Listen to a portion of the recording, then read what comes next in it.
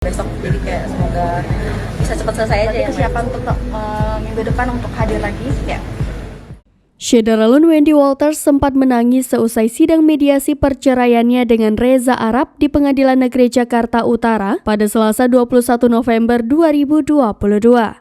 Sebelum meneteskan air mata, Wendy sempat mengungkapkan rasa kecewanya kepada Reza Arab yang tak hadir dalam mediasi tersebut. Bahkan, ia menyebut Reza Arab tak pernah menghormati proses hukum seperti yang dilakukannya dalam momen tersebut. Tak kuasa menahan air matanya, Wendy menangis ketika mengungkapkan keinginannya untuk segera menyelesaikan proses cerai tersebut.